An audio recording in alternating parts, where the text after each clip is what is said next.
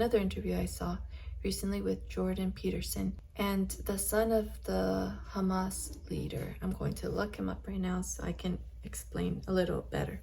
Okay, so Mossab Hassan Youssef, according to Wikipedia, he is an ex-Palestinian militant who defected to Israel in 1997, thereafter working as an Israeli spy for the Shin Bet until he moved to the United States in 2007. His father is Sheikh Hassan Youssef, a co-founder of Hamas.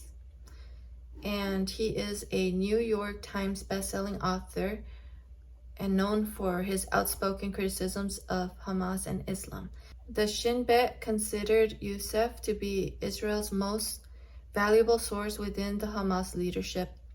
The information he supplied allowed Israel to successfully thwart dozens of Palestinian suicide attacks and prevent the assassinations of many Israelis, exposed numerous Hamas cells, and assisted Israeli authorities in hunting down Palestinian militants. His efforts also culminated in the incarceration of his father, who had served as a leading figure for Hamas operations from the West Bank. Okay. Oh, and he has a autobiography, which I would love to read, titled Son of Hamas.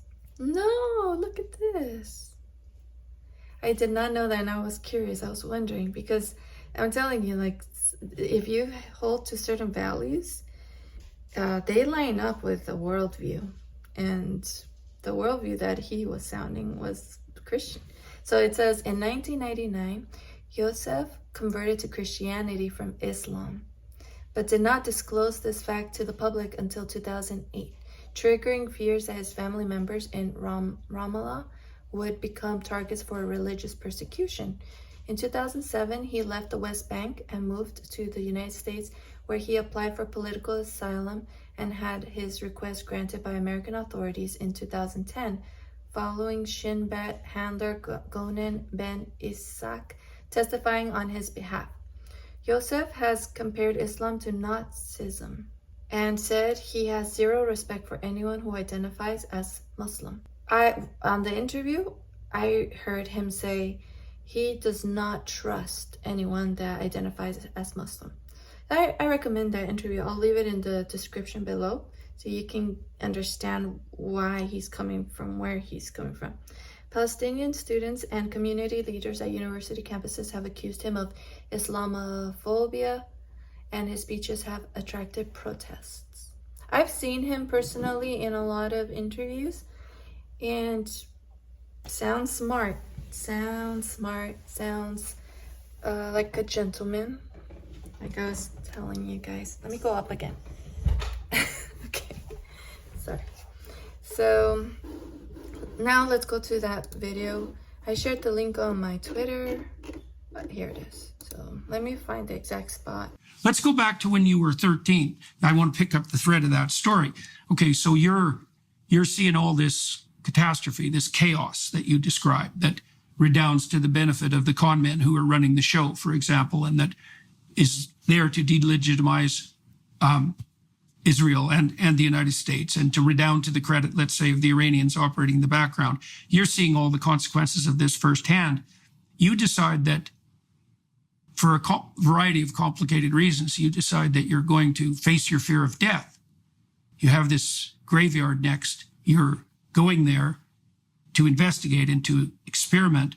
What was the consequence of doing that for you? And then how does that tie in with your transformation of worldview over time?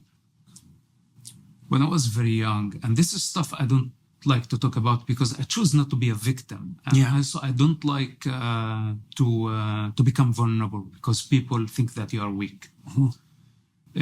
Stuff that I don't have to talk about, but I think there is no way around it.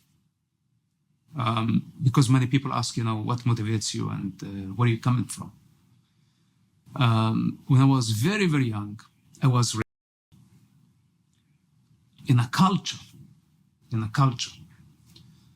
that would kill the rapist, but also they would kill the victim.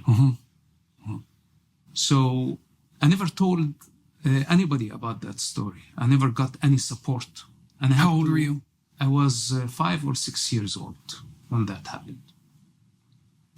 Now, I had to heal on my own, and it was a hell of a journey in a society that did not have mercy, that they preferred that I would disappear so I don't bring shame on them. Right. And I witnessed so many women being killed after being raped, that the father would prefer to kill his daughter to bury the shame with her, not to have to face the society that his daughter was raped. What type of mentality is this? What type of religion is this? And this is not just a culture. Okay. Does it reflect on his inability to protect her? Is that the source of the no, shame? It's his status. It's his status. It's he's the father of, he could not protect his daughter. Yeah. Yeah.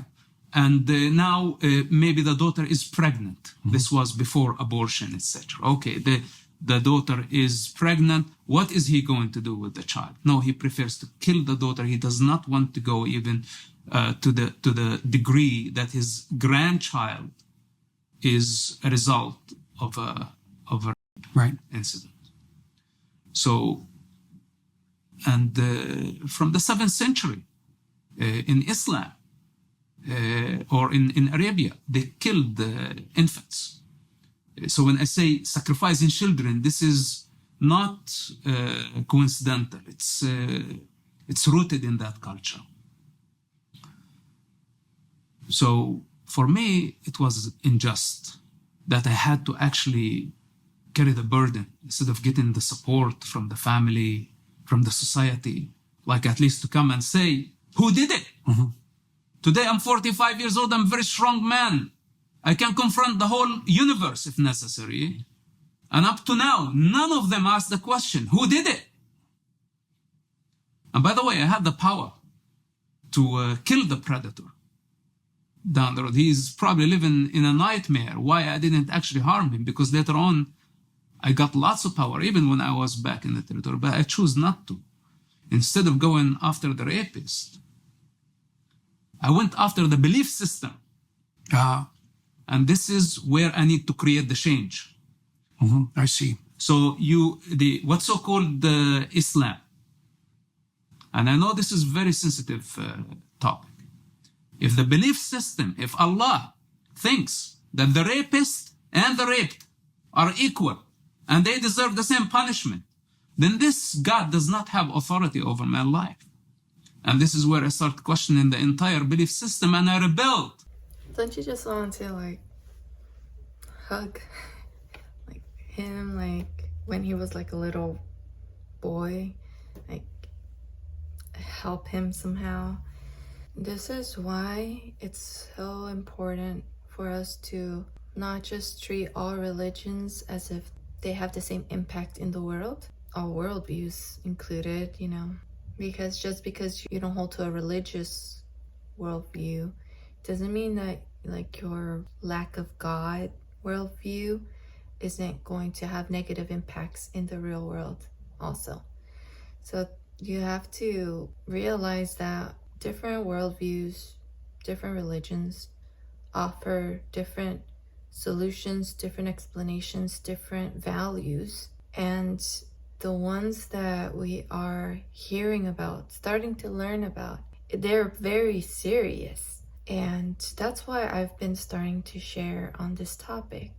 So I just wanted to share this because it's interesting that this is his motivation. This is what got him motivated into exposing the Islamic mentality, the worldview. I'm really grateful for him. I'm very glad that he went down this path. I think definitely God was helping him along the way to make good choices, protecting him, helping him not to go down that path that he said he had the opportunity to attempt to get some type of revenge over the person that harmed him, and he didn't.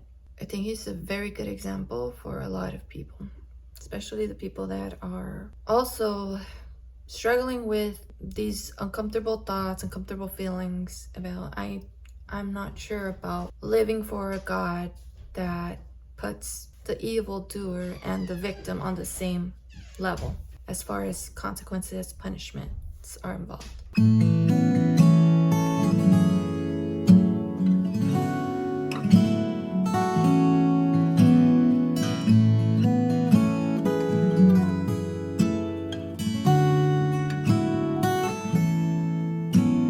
주